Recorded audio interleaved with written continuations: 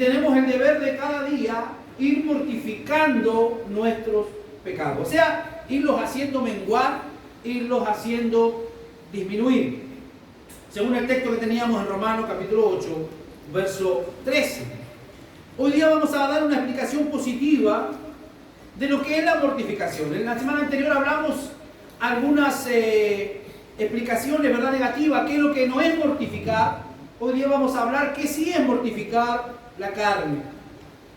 Hay tres cosas que cuando tú y yo mortificamos nuestro pecado, esto produce en nuestra vida. Vamos a ir a Génesis capítulo 6, verso 5. Lo primero que hace el mortificar el pecado en nuestra vida es que va a provocar un debilitamiento habitual de los deseos pecaminosos. En la medida en que nosotros nos acercamos a la gracia del Señor, en la medida en que nosotros practicamos aquellas prácticas que el Señor nos ha dado, ¿verdad?, para poder nosotros fortalecernos en el Señor, las gracias maravillosas que Dios nos ha dado, como es el poder de la palabra, como es la oración, como es la lectura bíblica, como es el congregarnos, va a producirse un debilitamiento habitual de los deseos pecaminosos. Cada concupiscencia o deseo malo es un hábito depravado que continuamente inclina el corazón hacia el mal. Veamos por favor Génesis capítulo 6, verso 5. El Señor vio la magnitud de la maldad humana en la tierra y que todo lo que la gente pensaba o imaginaba era siempre y totalmente malo. ¿Qué es lo que dice la Reina Valera? ¿Qué es lo que hay en el corazón del hombre? Y vio Jehová que la maldad de los hombres era mucha. ¿Qué más? Y que todo designio de los pensamientos del corazón de ellos era de continuo solamente el mal. O sea que el hombre ha tenido esos deseos y esos pensamientos, esa depravación continua hacia el mal desde el principio. Desde el principio ha habido esa tendencia. ¿Por qué? Tenemos una descripción de un corazón no mortificado y que todo designio de sus pensamientos de ellos era de continuo solamente el mal. Ese es un hábito depravado que está, ¿verdad? Y que muchas veces, como decía nuestro hermano Ángelo, quiere cautivar nuestra mente y quiere llevarnos a que obedezcamos aquellos hábitos que están en nosotros que son depravados. Bueno, otro tipo de doctrinas, otro tipo de denominaciones, a todo esto le llama realmente espíritus. Pero nosotros sabemos que no son espíritus, sino que son hábitos que nosotros tenemos. Hábitos contra los cuales nosotros tenemos que ir disminuyéndolo, porque todo designio era de ellos continuo el mal. En cada hombre inconverso hay un corazón no mortificado que está lleno de una gran variedad de deseos impíos. Y cada uno de estos deseos clama continuamente por su satisfacción. Lo que hemos venido enseñando durante la semana, la lucha constante. Es una lucha sin tregua. La carne no le da tregua, la carne no le da descanso, la carne siempre quiere ser satisfecha. Tanto en el inconverso como también en la vida del cristiano. Ahora nos concentramos solamente en la mortificación de un solo deseo pecaminoso. Piense usted, a ojos cerrados allí, cuál es el deseo que a usted, o el pecado que a usted más le ha costado dejar. Piense un momento en ese pecado. ¿Cuál es el que a usted más le ha costado dejar? ¿Cuál es el que algunos, ¿verdad?, le llaman malamente le llaman el pecado regalón? Porque la verdad es que el pecado no debiera ser regalón para nosotros, sino que tenemos que tenerlo y darle la lucha. Pero piense en ese pecado que a usted más le ha complicado. Es una inclinación habitual. Es una inclinación muy fuerte. Y aunque usted me diga que no, eso es así. La gente que tiene problemas de vicio, la gente que tiene problemas muchas veces con la pornografía, aquellos que tienen problemas con los malos pensamientos, con las malas palabras, siempre la carnalidad y siempre la inclinación va a ser fuerte y arraigada, va a querer mover la voluntad y los afectos hacia ese pecado en particular. Usted se va a sentir desocupado, usted va a tener un tiempo de sosiego y entonces se va a querer manifestar ese pecado. Entonces, ¿qué es lo que nosotros tenemos que hacer? ¿Cómo vamos a ir aplacando eso? A través, hermanos, de lo que el Señor nos ha dado, los medios de gracia. Cuando usted tenga un tiempo de ocio, en vez de estar pensando en cómo va a pecar, cómo va a generar satisfacción a su carne, póngase a leer la Biblia. Póngase a leer la palabra del Señor. Póngase a orar. Es la forma como nosotros vamos a ir venciendo. Una de las evidencias más grandes de tal deseo pecaminoso es la tendencia de pensar acerca de la manera en que esta concupiscencia pudiera ser gratificada. Vamos a Romanos, capítulo 13, versículo 14.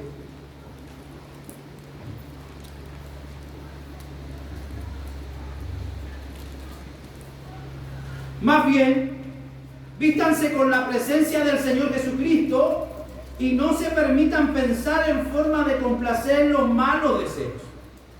Ahí está una recomendación para cada uno de nosotros. Mira que está a su lado, dígale, te lo están recomendando, dígaselo.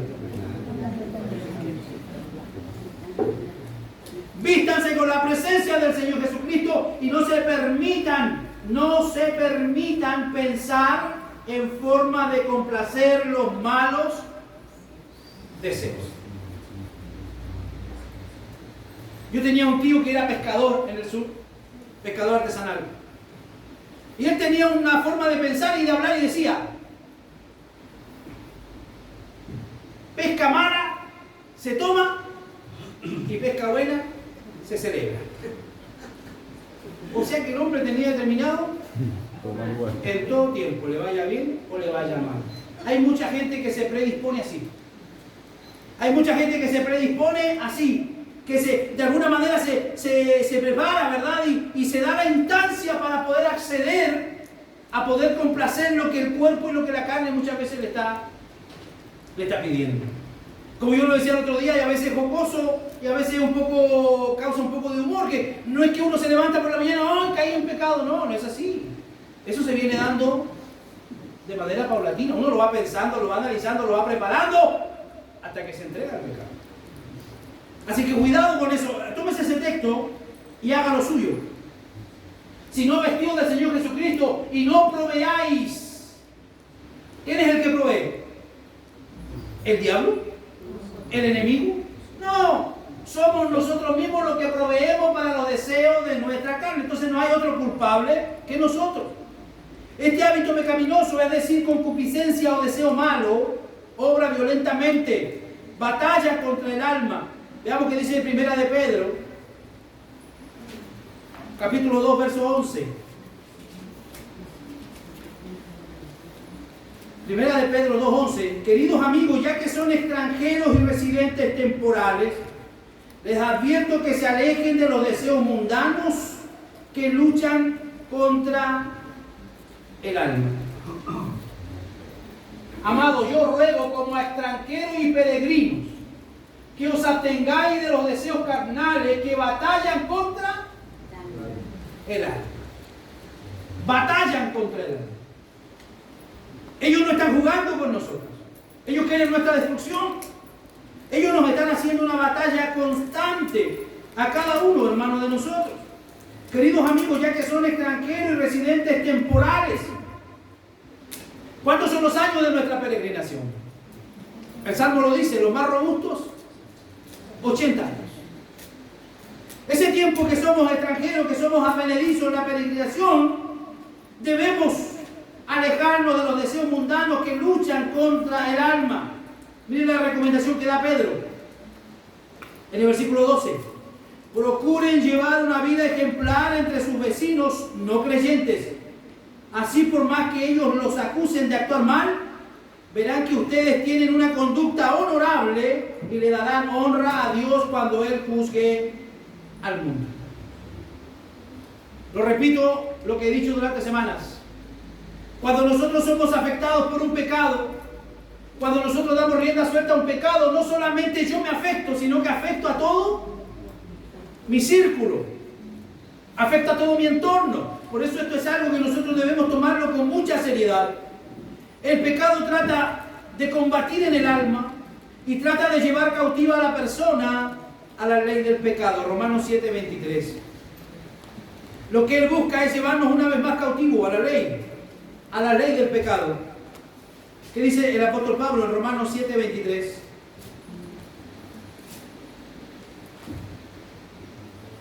Pero hay otro poder dentro de mí que está en guerra con mi mente. Ese poder me esclaviza al pecado que todavía está dentro de mí. Vea, este texto es muy clarificador. Y este texto es un texto clave y base para aquellos que hablan de la posibilidad de que el hombre pueda llegar a ser perfecto en esta vida. Mire lo que dice Pablo. Amo la ley de Dios, verso 22. Amo la ley de Dios con todo mi corazón.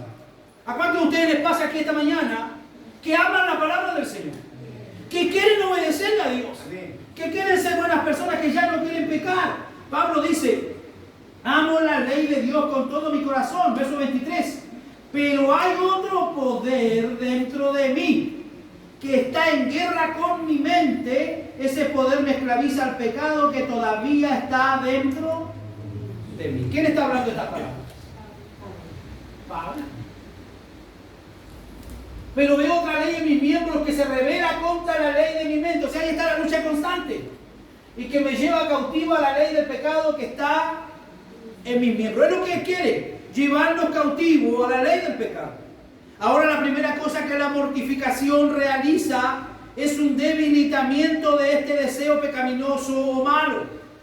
Cuando tú te puedes poner en constante búsqueda del Señor, cuando nosotros podemos aferrarnos a la presencia del Señor, cuando disponemos nuestra vida al Espíritu de Dios, entonces comienza esa mortificación y se realiza un debilitamiento de este deseo pecaminoso malo, de tal modo que se vuelve cada vez menos violento en sus esfuerzos para provocarnos y tentarnos a pecar.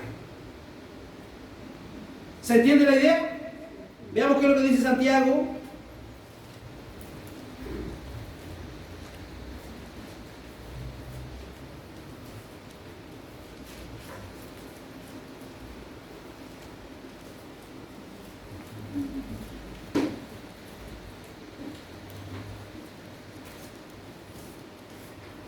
Santiago capítulo 1, versículo 14, verso 15. La tentación viene de nuestros propios deseos, los cuales nos seducen y nos arrastran. De esos deseos nacen los actos pecaminosos y el pecado, cuando se deja crecer, da a luz la muerte. Así que no se dejen engañar, mis amados hermanos. Todo lo que es bueno y perfecto desciende a nosotros de parte de Dios nuestro Padre, que creó todas las luces de los cielos. Él nunca cambia ni varía como una sombra en movimiento. Así que vea la secuencia de el mover espiritual que se da a nosotros. La tentación viene de nuestros propios deseos, los cuales nos seducen y nos arrastran. ¿Hay un culpable? ¿Será que mi esposa es culpable de mis pecados? ¿Será que yo soy culpable de los pecados de mi esposa? No es así. La tentación viene de nuestros propios deseos, los cuales nos seducen y nos arrastran. De esos deseos, después, ¿qué pasa? Nacen los actos pecaminosos, o sea, se lleva a cabo lo que se está deseando. Eso se refiere la Reina Valera, ¿qué dice? Entonces la concupiscencia, después que ha concebido, da a luz el pecado, o sea, la acción, y el pecado siendo consumado da a luz la muerte. Así que en este punto, hermano, es necesario una advertencia. Todos los deseos pecaminosos tienen poder para seducirnos y provocarnos a pecar. Repito, todos los deseos pecaminosos tienen poder para seducirnos y provocarnos a pecar. Pero parece que no todos tienen el mismo poder. Hay por lo menos dos razones por las cuales algunos deseos pecaminosos parecen ser más poderosos que otros. Y esto pongámoslo en la práctica. Yo tuve muchos problemas en mi juventud con vicios. Yo era un tipo vicioso. Pero nunca hice la droga. Para mí la droga no es tema. Por ahí un pito de marihuana y le corché la cosa más desagradable. Para mí eso no es tema. Pero para algunos de ustedes, sentir el olor de la droga en algún lugar, ¿qué les pasa? Se les mueven las mariposas, ¿sí o no? Pero puede que yo enfrente otro tipo de tentaciones. Entonces, las tentaciones y estos deseos pecaminosos no son los mismos en todas las personas. Todos tienen su propia lucha. Todos tienen su propia lucha. Y vuelvo a retomar lo que enseñé la semana pasada. Esta es una batalla que la vamos a dar todos los días de nuestra vida. Si yo le digo a usted un día se va a librar de eso, le estaría mintiendo. Porque esa batalla no la vamos a ganar sino hasta cuando el Señor aparezca en segunda instancia por nosotros y nos lleve. Pero hasta el último día de nuestra vida nosotros vamos a luchar con los deseos pecaminosos que cada uno de ustedes tiene y que porta en su naturaleza pecaminosa. Un deseo pecaminoso puede ser más fuerte que otro en la misma persona y también más fuerte que el mismo deseo en otras personas. Hay muchas maneras por las cuales esta vitalidad y poder es dada a ciertos deseos. Normalmente es a través de la tentación. Los actos violentos de algunos deseos pecaminosos son mucho más obvios que otros. Pablo hace una diferencia entre la impureza sexual y otros pecados. Vamos a ir a 1 Corintios 6, 18.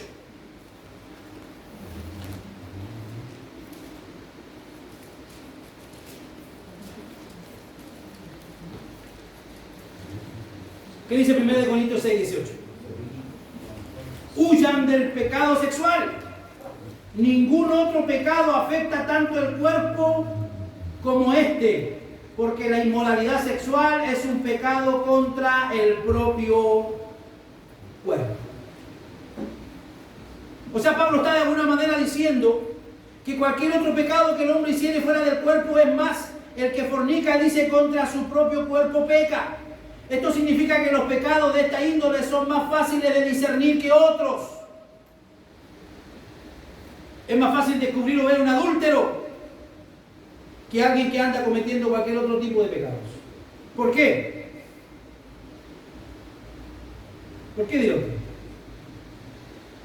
Porque ese pecado se hace evidente. Porque nos falta quien lo ve. Porque nos falta quien ve que anda con alguien que no es su señora o que anda con alguien que no es su esposo. Se hace evidente.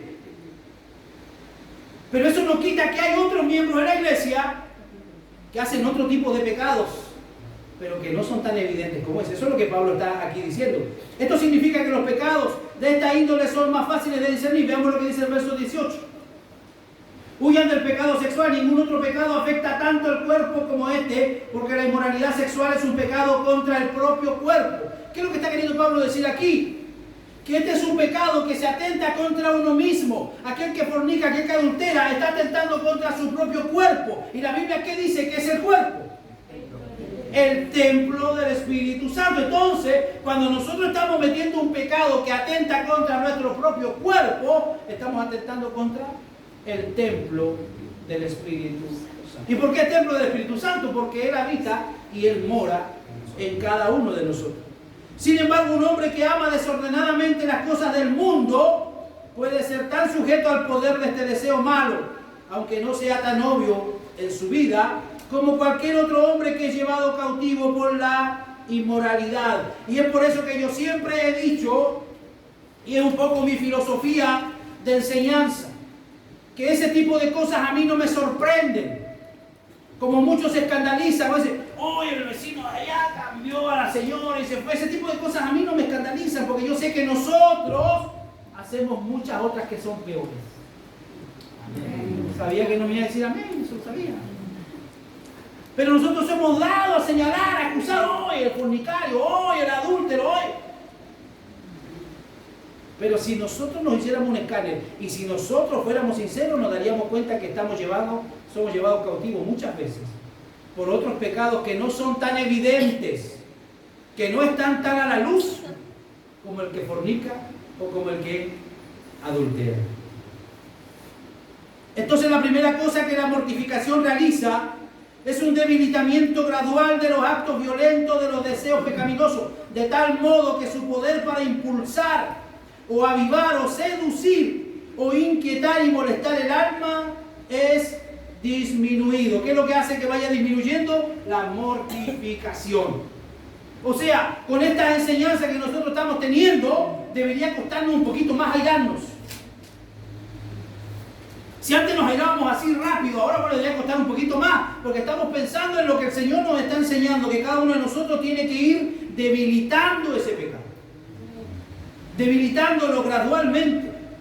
Esto es llamado, lo que dice Gálatas, capítulo 5, versículo 24.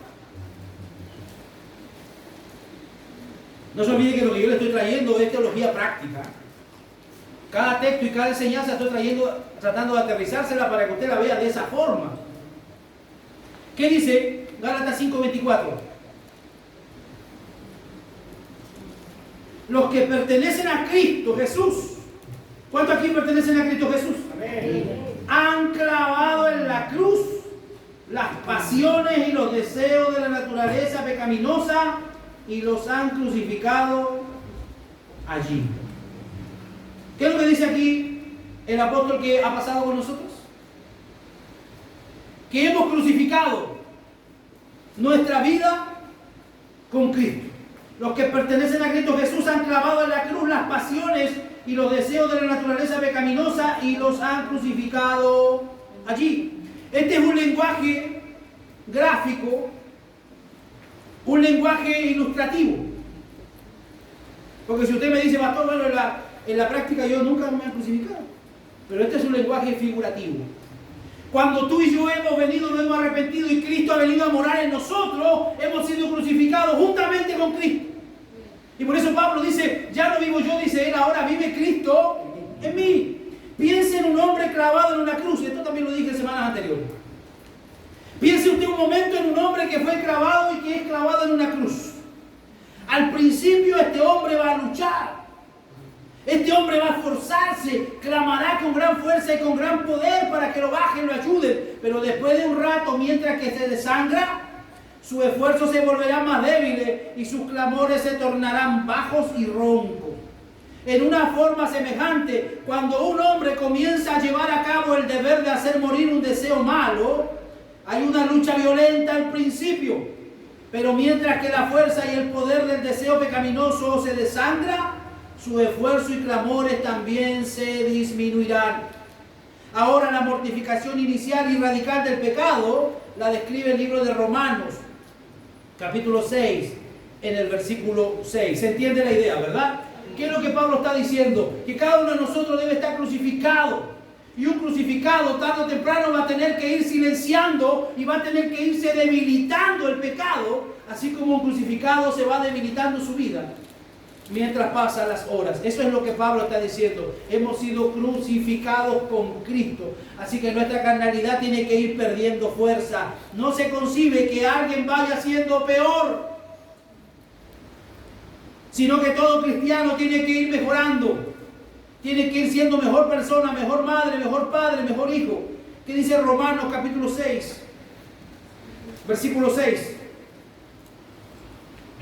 Sabemos que nuestro antiguo ser pecaminoso fue crucificado con Cristo para que el pecado perdiera su poder en nuestra vida. Ya no somos esclavos del pecado. ¿Qué dice la Reina Valera?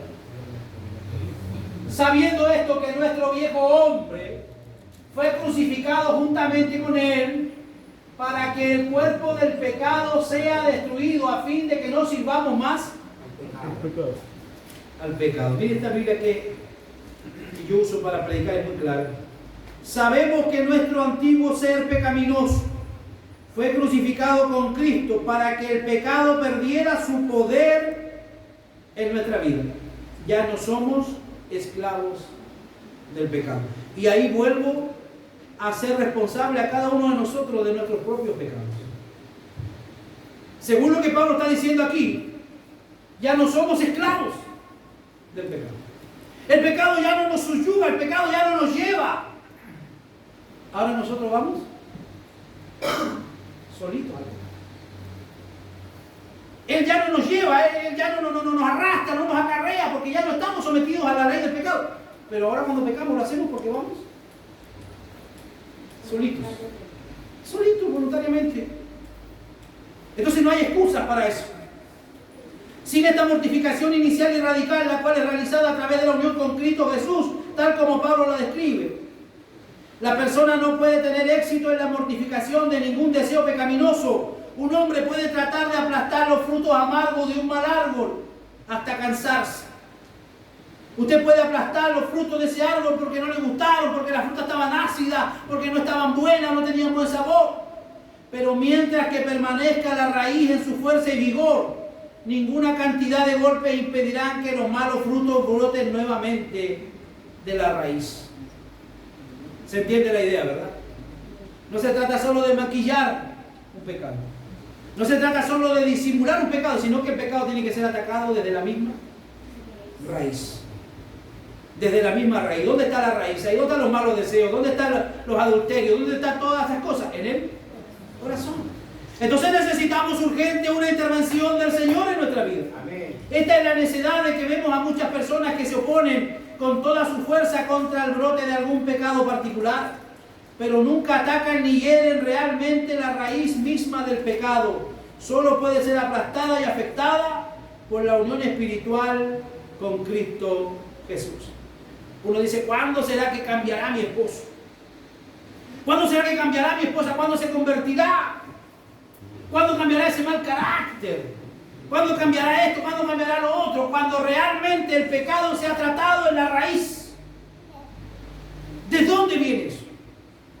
¿De dónde viene ese mal carácter? ¿De dónde vienen esas malas actitudes? ¿De dónde vienen a veces esos malos comportamientos? Bueno, hay que atacar el problema desde la misma raíz.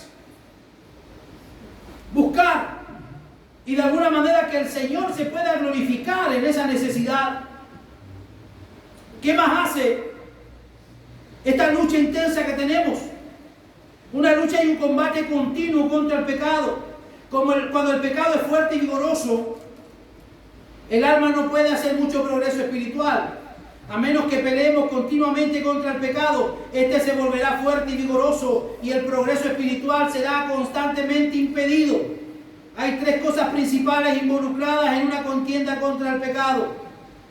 Hay tres cosas que nosotros tenemos que comprender. Y hay tres cosas que tenemos que entender. Primero, debemos conocer a nuestro enemigo. ¿Cuántos de ustedes conocen sus pecados?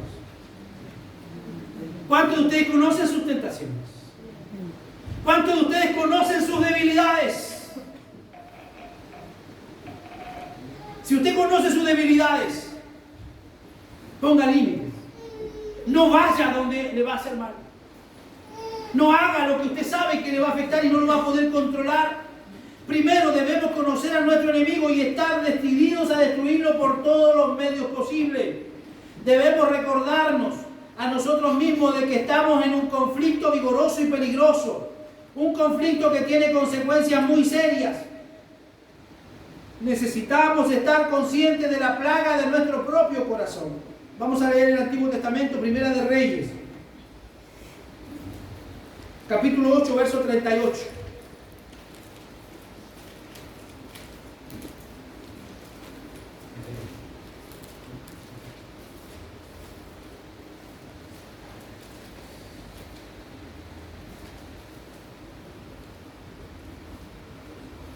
Primera de Reyes, capítulo 8, versículo 38.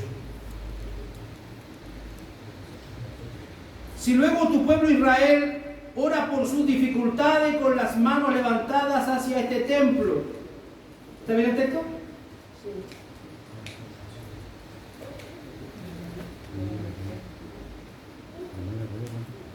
Sí, está bien. Hoy entonces desde el cielo donde vives y perdona, haz con tu pueblo según merecen sus acciones, porque solo tú conoces el corazón de cada ser humano. ¿Qué dice la Reina Valera?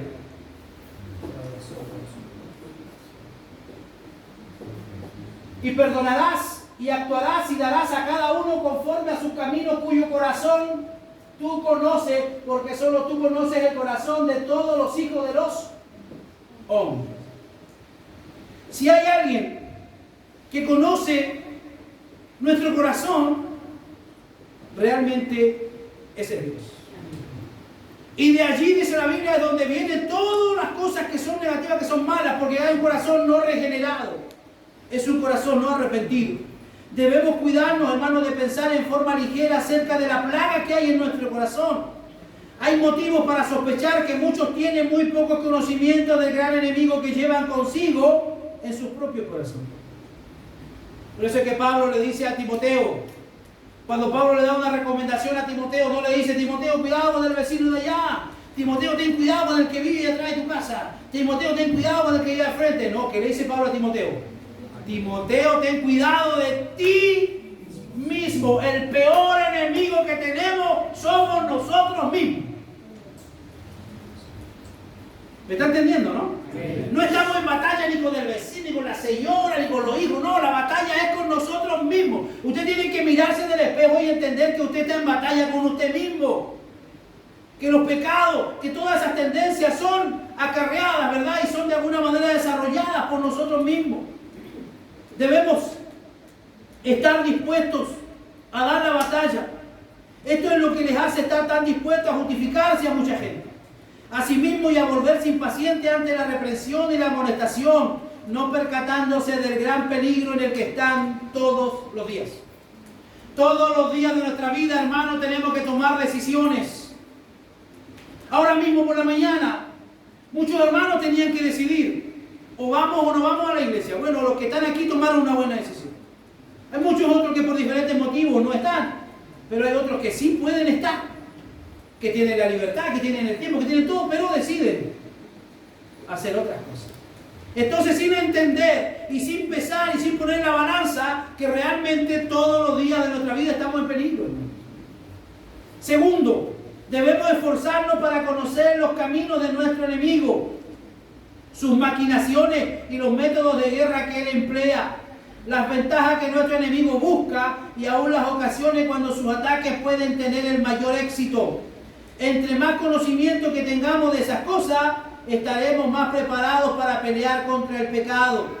Por ejemplo, si observamos que nuestro enemigo toma ventaja rápidamente sobre nosotros en alguna situación particular, entonces debemos procurar esta situación. Lo que decía recién, si usted sabe que va a ir a un lugar donde hay trago y usted tiene problemas con el trago, con el alcohol, no vaya. Si usted sabe que va a ir a un lugar donde hay personas malas habladas, donde hay chisme, donde hay murmuración y usted tiene problemas con su lengua, no vaya. Debemos tratar de usar la sabiduría del Espíritu contra las maquinaciones del pecado que mora en nosotros.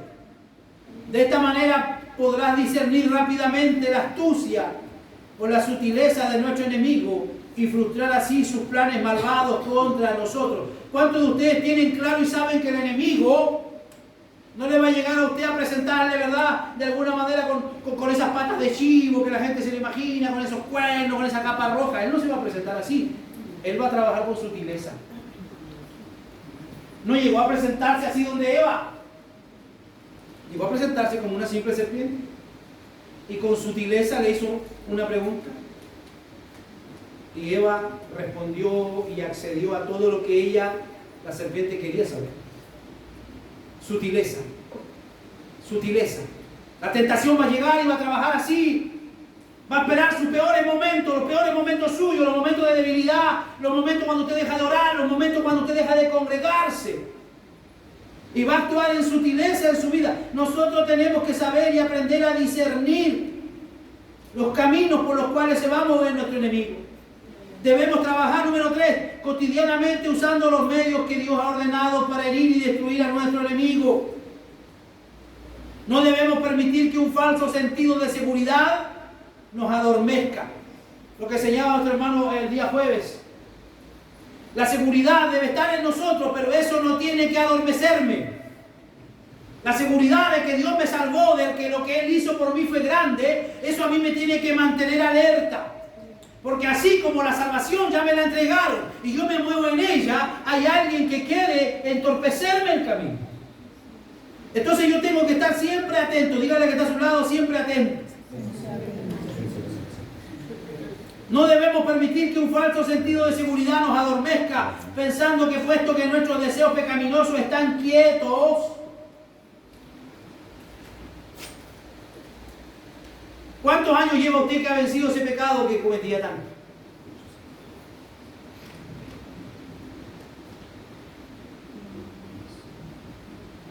¿Cuántos años lleva? Muchos años. Muchos años que ha luchado y que lo lleva, y pareciera que eso está adormecido. No debemos permitir que un falso sentido de seguridad nos adormezca pensando que nuestros deseos pecaminosos están quietos. Entonces han de estar muertos. Más bien debemos golpear y herir estos deseos pecaminosos cada día. Veamos Colosenses.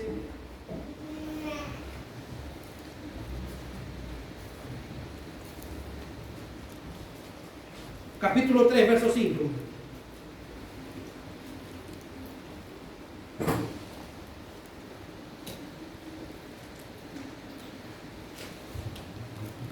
Tomemos el verso 4. Cuando Cristo, ¿quién es la vida de ustedes? ¿Para cuándo de ustedes Cristo es su vida? Amén. Pregunto de nuevo, ¿para cuántos de ustedes Cristo es su vida? Amén. Cuando Cristo, ¿quién es la vida de ustedes?, sea revelado a todo el mundo, ustedes participarán de toda su gloria. Así que hagan morir las cosas pecaminosas y terrenales que acechan dentro de ustedes. ¿Escuchó eso? No tengan nada que ver con la inmoralidad sexual, la impureza, las bajas pasiones y los malos deseos. No sean ávaros, pues la persona ávara es idólatra porque adora las cosas de este. Así que hagan morir las cosas pecaminosas y terrenales que acechan dentro de ustedes. No tengan nada que ver con este tipo de deseos inmorales.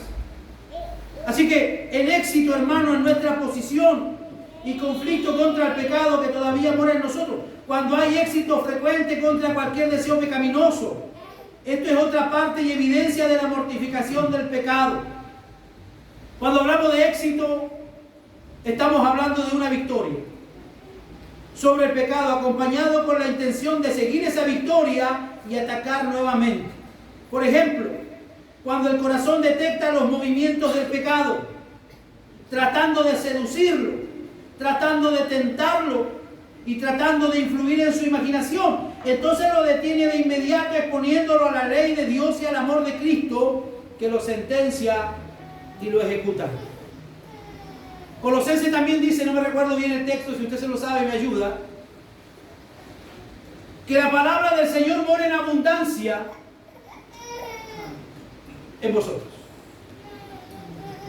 Que la palabra del Señor more en abundancia en vosotros. O sea, que lo que nosotros tengamos más en nuestra vida y en nuestra cabecita debe ser la palabra del Señor.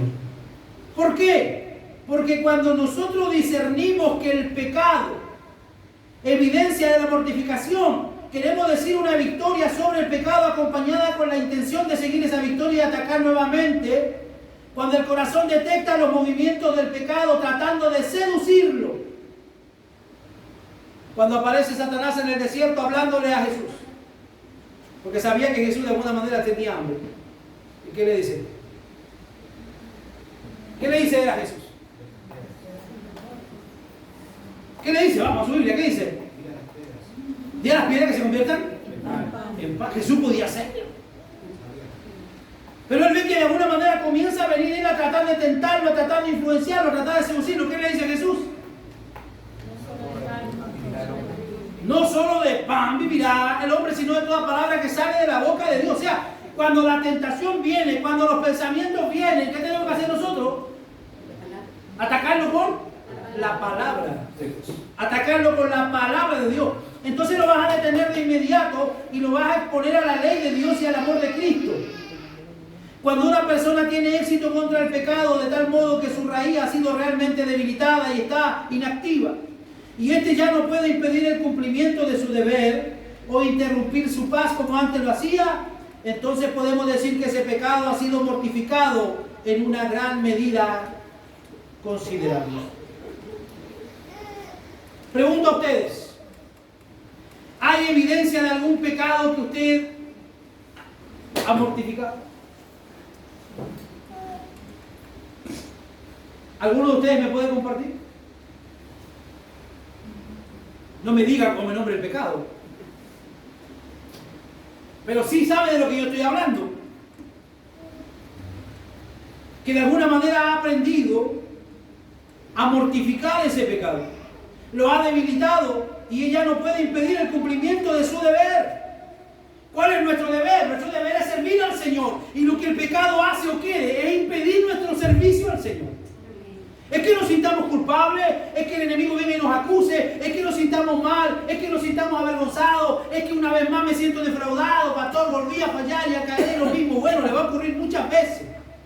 Pero lo importante es que usted se levante, que se sacuda el polvo y que siga caminando, porque el Señor está trabajando en cada uno de nuestro corazón. Su actividad disminuida, ya no puede impedir el cumplimiento del deber o interrumpir su paz como antes lo hacía. Entonces podemos decir que ese pecado ha sido mortificado en una medida considerable.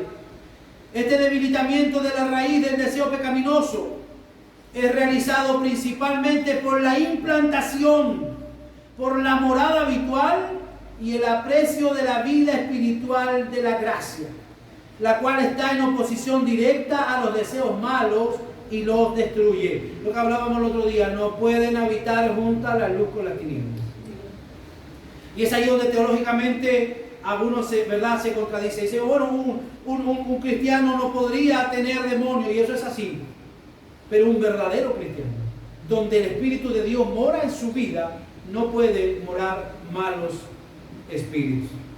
Nosotros debemos llenar nuestra vida de la gracia del Señor, del Espíritu de Dios, la cual va a estar siempre en oposición directa a los deseos malos y los va a destruir.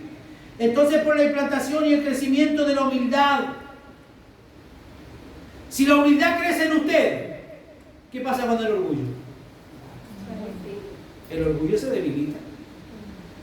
Por eso Jesús en una de sus recomendaciones le dice a sus discípulos, aprended de mí, que soy manso y humilde de corazón. La mansedumbre tiene que ver con esa docilidad. La mansedumbre tiene que ver con esa actitud de querer y dejar que me enseñen, dejar que me guíen, dejar que me disipulen. Así que cuando hay crecimiento de humildad, el orgullo será debilitado. En una forma semejante, cuando crece la paciencia, ¿qué es lo que disminuye? La impaciencia y la intolerancia. Cuando crece la pureza de mente, la conciencia tratará con la impureza. Cuando nuestra mente se va sanando, cuando nuestra mente se va renovando y va la palabra del Señor entrando y va allí almacenándose, entonces la impureza y los pensamientos malos van a tener que salir y disminuir. La mente celestial tratará con el amor de este mundo. Cuando la mente es sometida a la obediencia a la palabra de Dios, entonces la mundanalidad y esos pensamientos mundanos van a tener que salir. Porque la mente ahora estará llena del conocimiento de la palabra de Dios. Vamos a quedar hasta aquí por hoy.